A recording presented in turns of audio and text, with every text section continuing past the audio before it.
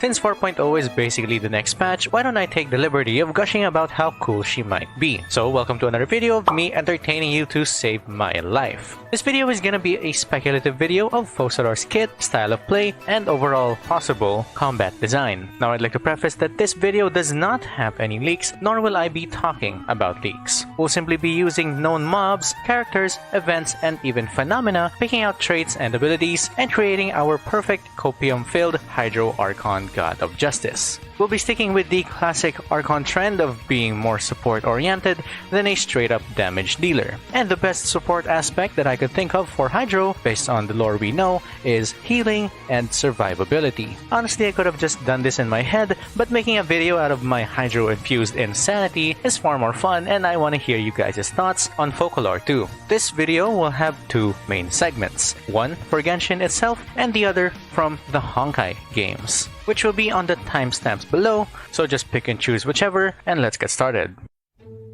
Starting with the mobs and enemies of Genshin, the most annoying form of Hydro that everyone hates, but also wants to use. The Rite of Mortal Water, or the Bubbly Offering, is by far one of the most annoying gimmicks that the Abyss has, solely made to ridicule your ability to dodge the slowest and biggest of projectiles in battle. Not only is it slow, it's also a homing ability, and getting caught in it allows the Abyss Mage to dance and ridicule you even more. If Focalor possesses any form of ability like this, then we'll have the perfect root ability outside of freezing and Zhongli's ultimate.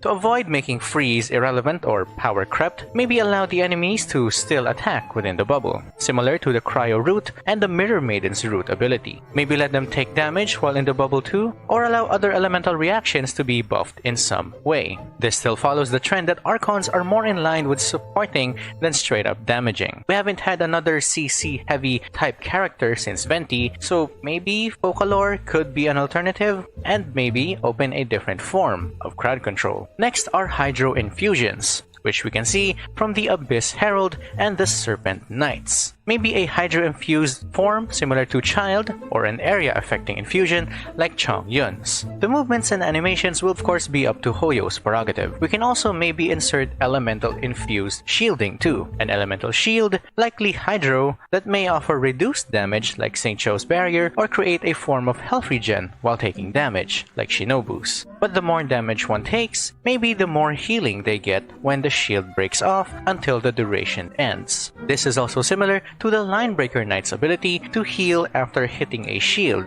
but we're doing it backwards. However, seeing an ability that sacrifices HP to then heal allies could also be an interesting take. For offense, maybe the more Focalor can heal, the more damage she can do. And for defense, the more damage she takes, the more she can heal.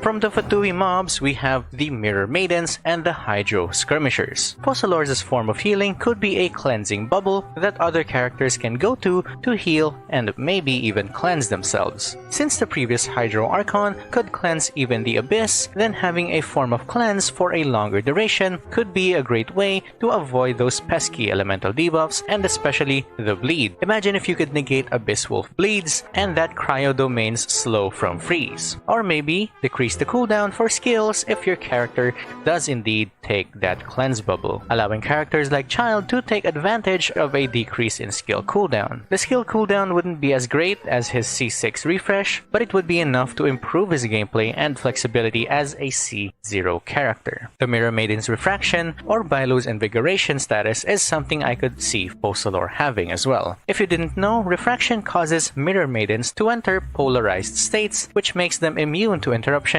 and vacuum effects. For Focalor, maybe polarized state is applied as long as there are enemies inflicted with refraction in the field. Characters, or maybe only Focalor herself, take less damage, are immune to stagger and stun, and have increased damage for the duration of the skill. Maybe this refraction can also be a prompt to create a bubble cage, similar to Kave's detonation effect with Dendro Blooms. Anyone with refraction can be caged as long as Focalor's is the one to hit them. You can see where I'm going with this CC heavy oriented character.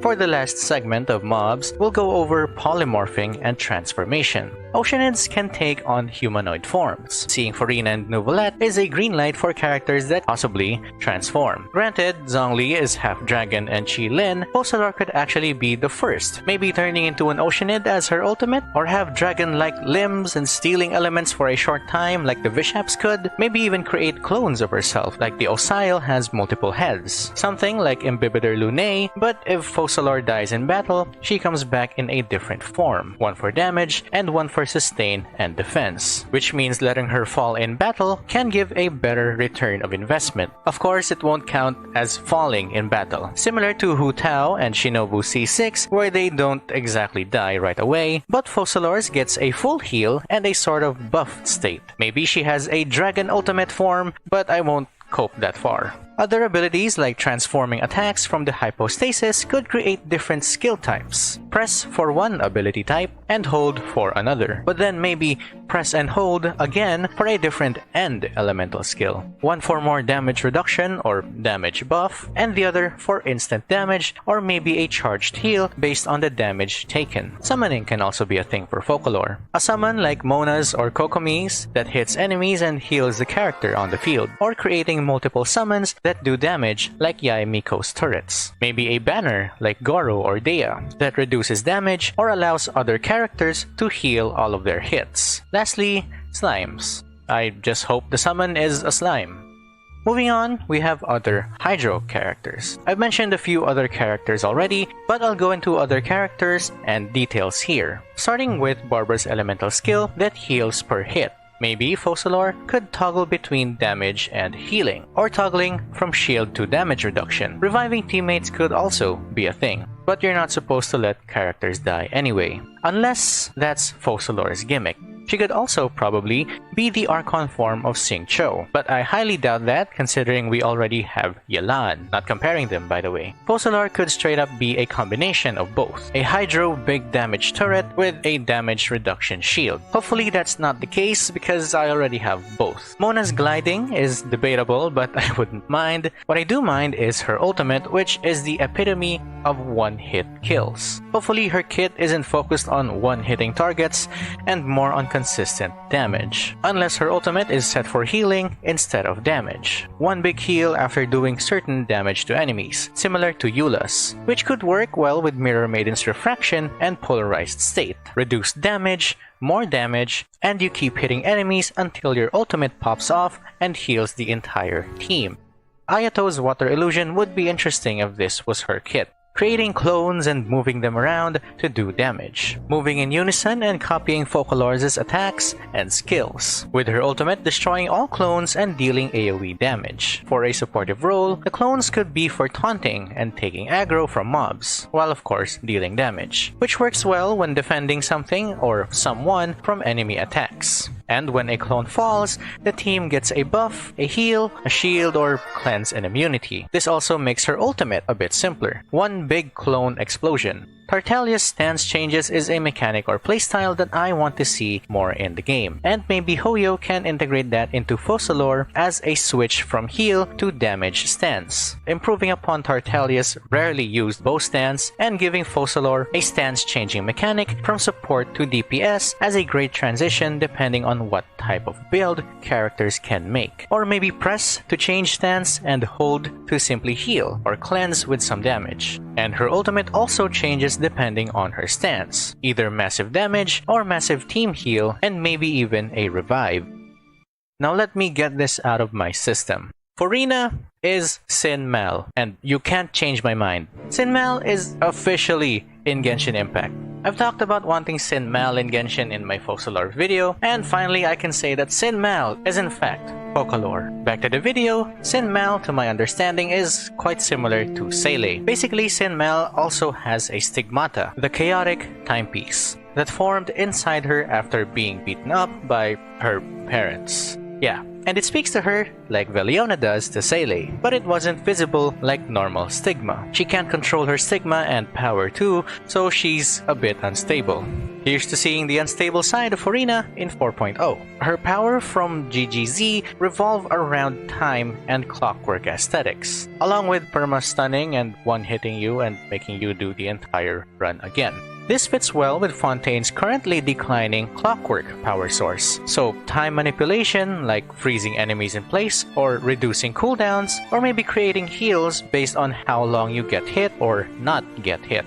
Next is Mobius, who uses her regenerative power, which Archons seem to have based on Nahida, and the power of a fallen Honkai beast, which in Genshin could be from a fallen god, the previous Hydro Archon. Furina has heterochromia, so she might have a mix of both her own and something else's power, which also works with stance change playstyles. One side of her power for offense, and the other for defense abilities. Transforming into a Honkai beast or an Oceanid could be her ultimate form, but a burst-related kit would mean that she needs energy, and we've seen other characters needing batteries for, which is counterintuitive to her supportive kit, but hopefully she can get her ultimate quicker than usual.